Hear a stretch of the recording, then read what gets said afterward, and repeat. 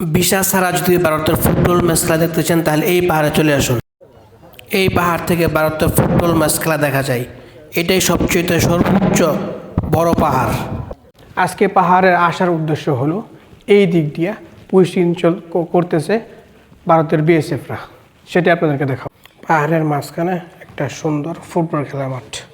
এই মাঠে সবাই খেলাধুলা করে, আদিবাসী, বাঙালি, মুসলিম সবাই একসাথে মিলে এখানে খেলাধুলা করে। মতো ইন্ডিয়ার এই পাশে বাংলাদেশের শেষ সীমান্ত একটা পাহাড়ি ফুটবল খেলার মাঠ।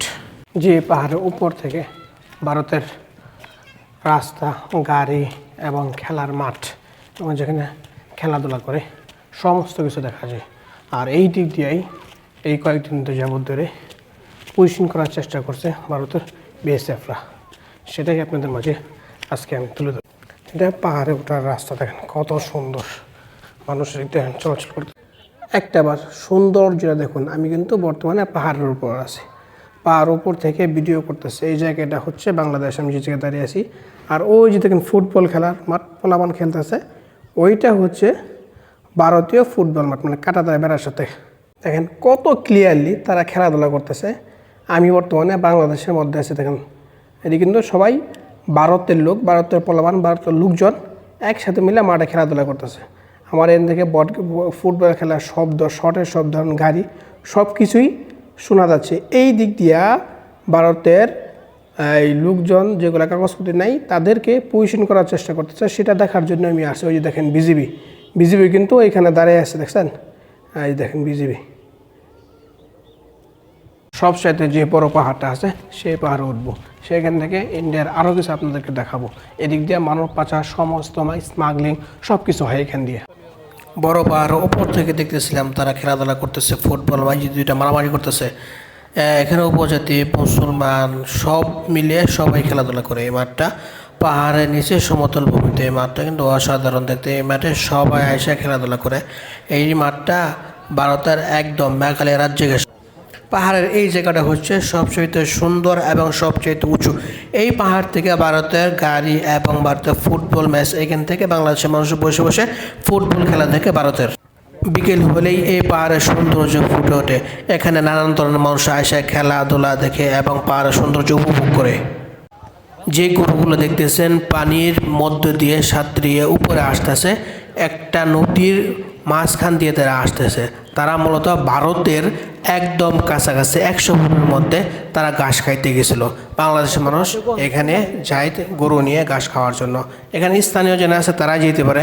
এই যে দেখুন একবার সৌন্দর্যটা দেখুন, এখানে মাঝে কেউ মানুষ যেতে পারে না। যারা এখানে স্থানীয় আছে তারাই এখানে গরু এবং মহিষ, ছাগল বেলা পালন করতে পারে। এইখানে এই জায়গাটা দেখতেছেন, এইটা ভারতের মেঘালয় রাজ্যে ঘেঁষা একদম কাছাকাছি। তারা নোম্যান্স লাইন, যে আন্তর্জাতিক লাইন আছে, এই লাইনের মধ্যে তারা এই মুহূর্তে আছে।